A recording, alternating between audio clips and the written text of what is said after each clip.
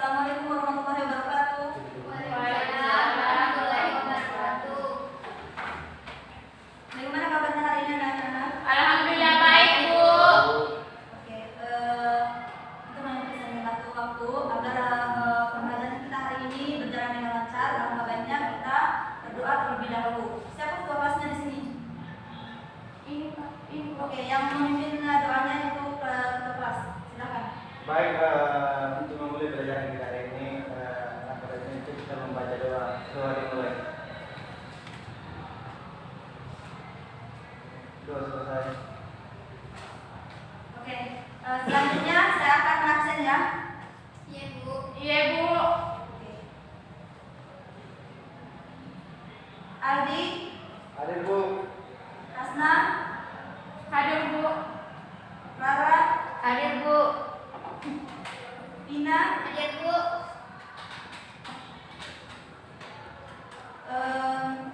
Dedi, Alfa, Bu, Alfa. Katanya sakit, silakan Bu. keterangannya. Katanya Tidak ada, sakit. Bu. Oke, lain kali kalau ada yang tidak ada tidak ada keterangannya, dikasih apa saja ya. Iya, Bu. Bu. Kalau memang betul sakit akan kirim surat ke sakitnya. Ya. Bu. Oke, oke, pada pertemuan kita hari ini kita akan membahas terkait tentang interaksi sosial. Ini adalah mata pelajaran sambungan dari materi kemarin yang sebelum pertemuan hari ini. Oke.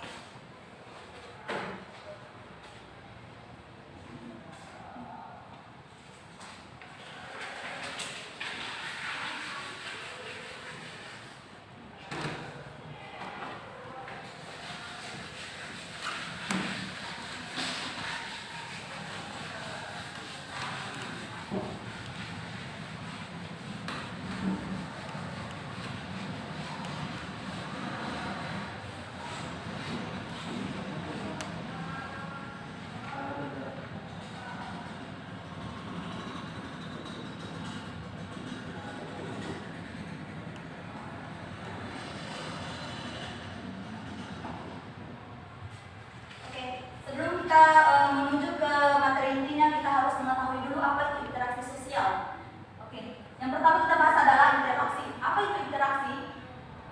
Ada yang tahu? Tidak, Bu. Tidak. Oke, interaksi itu adalah hubungan timbal balik antara satu dengan yang lainnya. Sedangkan sosial yaitu adalah sesuatu yang tumbuh berkembang dalam kehidupan bersama. Jadi, interaksi sosial adalah hubungan sosial dan dinamis antara satu individu dengan individu lain, antara individu dengan kelompok masyarakat, atau antara kelompok dengan kelompok lain yang ada dalam masyarakat. Jadi, interaksi sosial itu adalah harus ada lawannya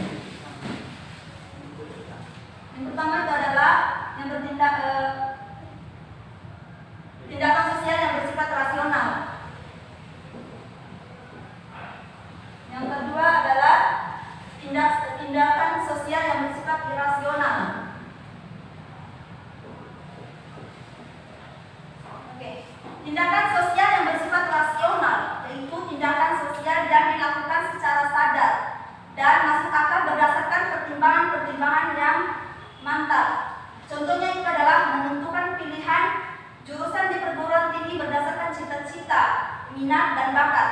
Paham? Paham, Bu. Tahu. Yang kedua yaitu adalah tindakan sosial yang bersifat irasional, yang dimana tindakan sosial yang tidak masuk akal, akan tetapi dipercaya bahwa tindakannya itu akan memberi manfaat padanya.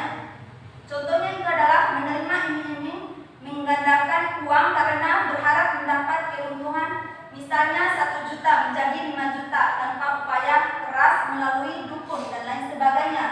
Nah, itulah kedua interaksi sosial yang berdasarkan sifat.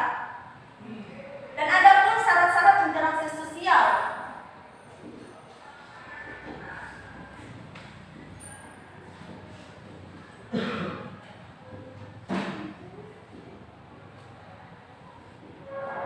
Syarat-syarat interaksi sosial itu ada 2.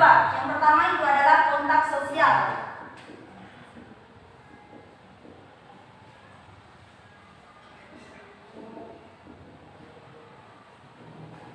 Yang kedua adalah komunikasi. Oke, kontak sosial itu terbagi menjadi 2, yaitu kontak sosial yang secara langsung atau yang disebut primer. Yang kedua itu adalah kontak sosial secara tidak langsung atau sekunder. Nah, yang selanjutnya itu adalah komunikasi, di mana dalam interaksi salah satu interaksi sosial itu harus adanya komunikasi. Kalau tidak ada namanya komunikasi, berarti bukan syarat-syarat interaksi sosial. Oke, itulah tadi syarat-syarat interaksi sosial. Bagi menjadi 2, ada kontak sosial dan ada komunikasi. Terus selanjutnya itu adalah nilai-nilai sosial di masyarakat. Nilai-nilai sosial dalam masyarakat itu terbagi menjadi beberapa. Yang pertama itu adalah nilai material, di mana segala sesuatu yang berwujud kebendaan yang bermanfaat bagi manusia. Misalnya kendaraan, gedung, perabot rumah tangga, alat tulis dan lain sebagainya. Yang kedua itu adalah nilai vital, di mana nilai vital itu adalah segala sesuatu yang diperlukan manusia agar dapat hidup dan melakukan kegiatan atau aktivitas, misalnya makanan dan minuman, pakaian dan lain sebagainya. Nah, yang ketiga itu adalah nilai spiritual dan kerohanian, di mana maksud dari nilai spiritual dan kerohanian ini adalah segala sesuatu yang berguna bagi rohani manusia. Nilai ini dibedakan menjadi 4. Yang pertama, nilai moral atau kebaikan bersumber dari unsur kemauan atau etika dan kehendak. Yang kedua itu adalah nilai kebenaran yang bersumber dari akal manusia. Yang ketiga itu adalah nilai keindahan yang bersumber dari rasa manusia, berperasaan dan seni. Yang keempat itu adalah nilai agama atau nilai religius. Yang dimaksud adalah nilai ketuhanan dan kerohanian yang tinggi dan bersifat mutlak. Oke, adapun fungsi nilai sosial.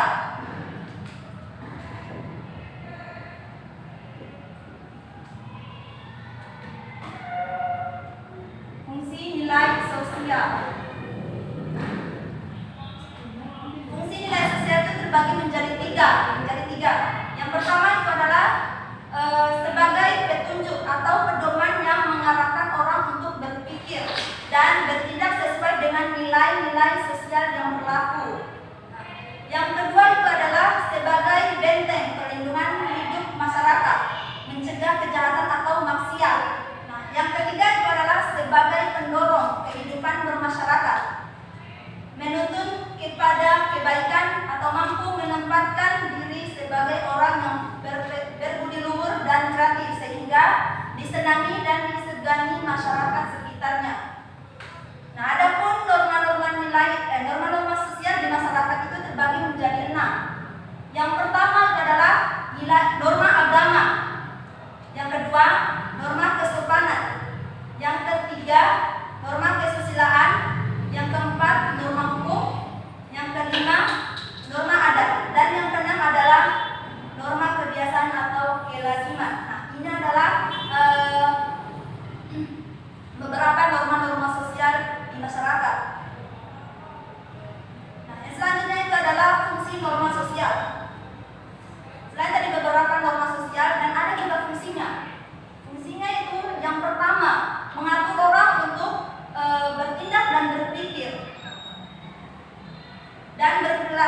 sesuai dengan norma yang berlaku.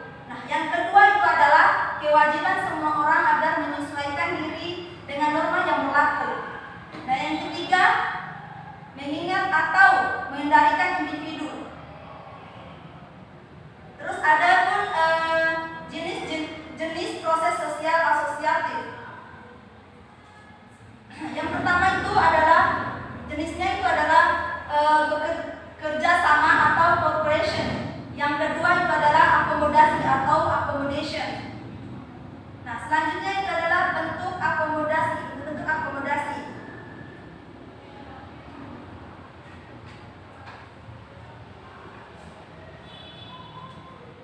Oke, bentuk-bentuk akomodasi yang pertama itu adalah koersi atau coercion. Yang dimaksud adalah bentuk akomodasi yang dilaksanakan karena adanya paksaan dari salah satu pihak yang lebih kuat terhadap pihak lain yang lebih lemah untuk bertentangan. Yang kedua itu adalah kompromi. Yang kompromi itu adalah bentuk akomodasi yang masing-masing pihak yang bertentangan saling mengurangi tuntutannya sehingga terdapat suatu penyelesaian yang baik di antara pihak-pihak yang bertentangan. Nah, yang selanjutnya itu adalah arbitrasi. Arbitrasi yang dimaksud adalah bentuk kompromi yang menggunakan pihak ketiga. Nah, yang keempat itu adalah mediasi. Mediasi yang dimaksud adalah hampir sama dengan arbitrasi, hanya saja pihak ketiga yang diundang untuk mendamaikan kedua belah pihak tidak memiliki wewenang dalam pengambilan pengambilan keputusan, melainkan hanya sebagai penasihat. Jadi mediasi ini adalah sebagai penasehat, dan selanjutnya adalah konsilasi. Konsilasi itu adalah bentuk akomodasi dengan cara mempertemukan keinginan dan pihak yang bertikai untuk mencapai penyelesaian yang terbaik. Nah, yang selanjutnya itu adalah toleransi. Toleransi yang dimaksud adalah akomodasi di mana masing-masing pihak yang berbeda paham menghindarkan diri dari perselisihan dengan cara menghargai dan menghormati pihak yang lain. Nah, itu adalah toleransi. Dan selanjutnya adalah stalemate adalah bentuk akomodasi di mana masing-masing pihak yang bertikai berhenti pada satu titik tertentu karena kedua belah pihak memiliki kekuatan karena kedua belah pihak yang seimbang keduanya mundur atau tidak ada yang memang atau kalah. Yang terakhir adalah adjudikasi. Adjudikasi yaitu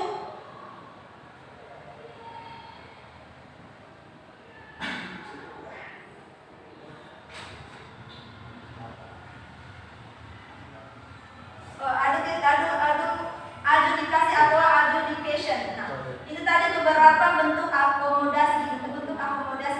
Oke, sampai di sini ada yang ingin bertanya terkait materi interaksi sosial? Tidak ada, Bu. Tidak ada. Ya, Bu. Oke, Ya. Tidak ada. Mungkin sampai di sini saja penjelasan materi dari saya. Semoga dapat bermanfaat bagi kalian dan semoga bisa kita cerna dengan baik. Sebelum menutupi kegiatan pembelajaran kita hari ini, maka dari itu marilah kita sama-sama mengucapkan hamdalah. Alhamdulillahirabbil alamin. Oke. Sebelumnya, saya berikan kesimpulan dulu. Kita sama-sama memberikan kesimpulan dari materi yang tadi saya ajarkan. Nah, kesimpulannya itu adalah interaksi sosial itu sangat penting dalam masyarakat. Jadi tanamkan interaksi sosial dalam diri kita agar kita bisa mengenal orang lain, bisa mengenal satu sama lain, dan interaksi sosial itu sangat penting bagi diri kita dan juga orang lain. Mungkin lebih dari itu, kurang dan lebihnya mohon dimaafkan. Billahi taufiq. Assalamualaikum warahmatullahi wabarakatuh. Waalaikumsalam